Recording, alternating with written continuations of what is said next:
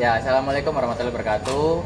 Kami dari kelompok 4 ingin mempresentasikan analisis kebijakan pangan di Kota Surabaya untuk kesejahteraan masyarakat Surabaya. Sebelum itu, perkenalkan saya Pandu Gusti Muktisani, NIM akhir 306. Perkenalkan, saya Jeffrey Kamalia, NIM 315. Perkenalkan, saya Vela Elfani, NIM 320. Perkenalkan, saya Fadiani Witna Taslim, NIM 332.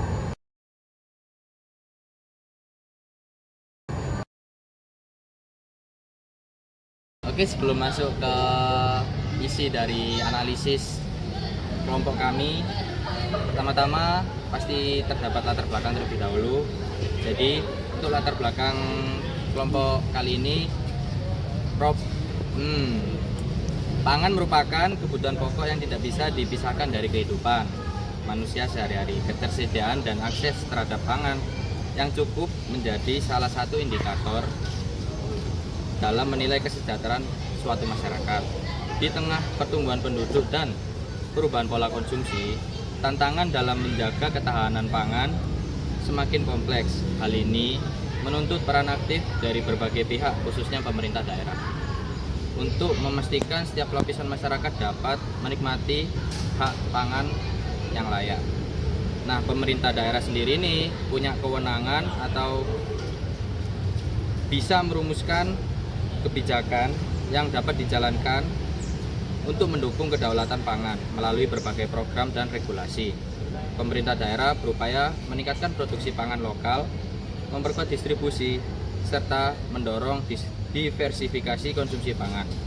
Tidak hanya itu, upaya tersebut juga diarahkan untuk memperbaiki taraf hidup petani dan pelaku usaha sektor pangan sehingga masyarakat tercapai secara berkelanjutan. Yang kedua yaitu manfaat. Ada 3 manfaat, yaitu yang pertama meningkatkan koordinasi antar instansi dan stakeholder dalam upaya mewujudkan ketahanan pangan yang berkelanjutan dan inklusif. Yang kedua, memberikan kontribusi nyata terhadap upaya peningkatan kesejahteraan. Dan yang ketiga, menjadi dasar advokasi dan pengambilan keputusan bagi pemerintah daerah dalam memperbaiki dan mengoptimalkan kebijakan pangan.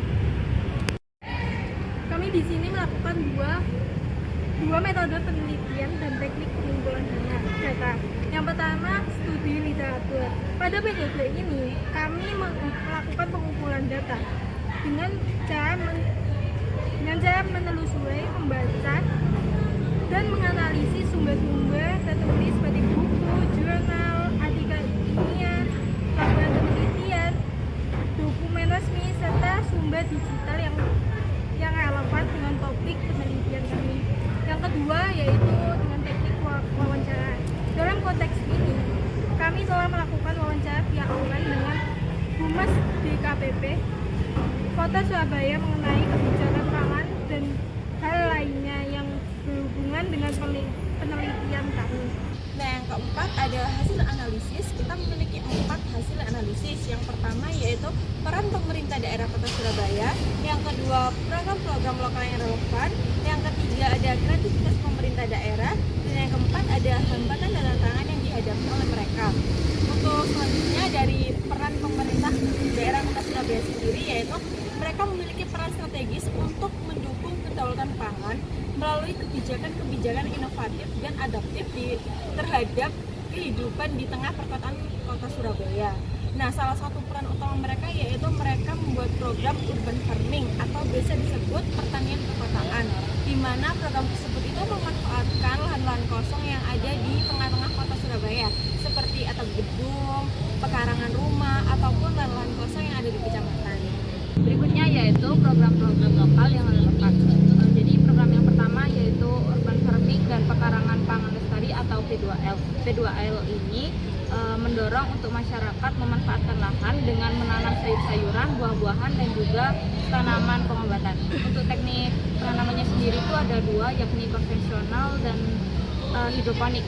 Kedua yaitu gerakan pangan murah atau GPM. GPM di sini pemerintah menyediakan bahan pangan lokal yang lebih murah dari harga di pasar, sehingga masyarakat rentan itu masih bisa mengakses makanan yang murah tetapi berkualitas. Ketiga, yakni edukasi gemar ikan dan sayur. Program ini disasarkan pada sekolah dasar untuk menanamkan pola makan sehat sedari kecil. Biasanya dilaksanakan kegiatan seperti lomba memasak, kemudian penyuluhan gemar makan ikan dan sayur dan lain sebagainya. Kemudian distribusi ikan lele segar. Distribusi ikan lele segar ini juga sama diperuntukkan untuk masyarakat yang rentan, khususnya balita dan juga lansia.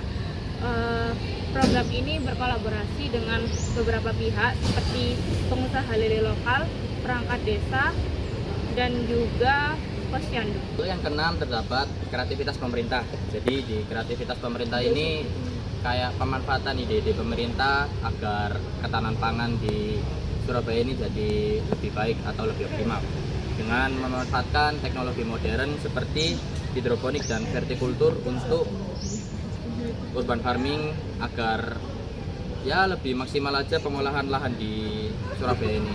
Di mana kita tahu di Surabaya ini jarang terdapat banyak lahan-lahan untuk pertanian.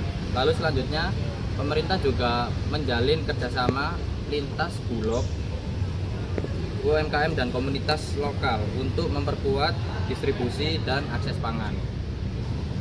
Ada juga pemerintah melakukan pelaksanaan pengawasan harga kebutuhan pokok di sektor pasar agar ya masyarakat yang kurang mampu masih tetap bisa menjangkau kebutuhan pangan di pasar tersebut.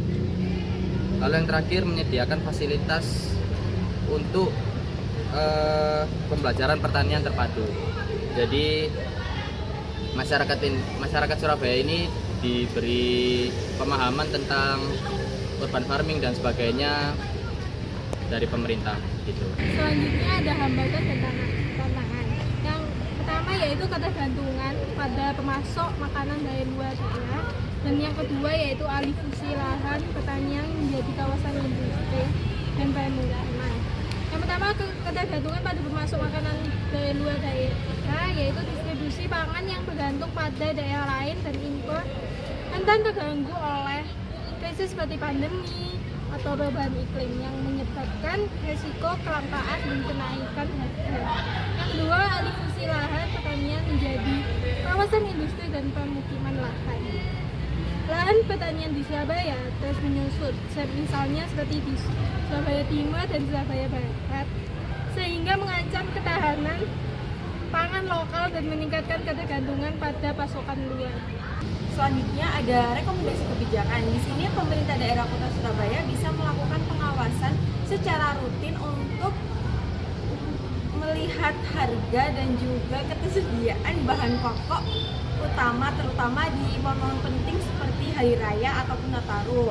Di sini berguna untuk menjaga stabilitas harga dan juga melindungi daya beli masyarakat Surabaya sendiri. Untuk kesimpulannya, kebijakan kedaulatan pangan yang dijalankan oleh pemerintah Kota Surabaya terbukti efektif dalam meningkatkan kesejahteraan masyarakat melalui peningkatan ketahanan pangan dan diversifikasi sumber pangan. Program-program yang dilaksanakan juga memberikan dampak positif secara ekonomi, sosial, dan lingkungan. Sekian presentasi dari kelompok kami. Mohon maaf bila ada salah kata. Terima kasih. Wassalamualaikum warahmatullahi wabarakatuh.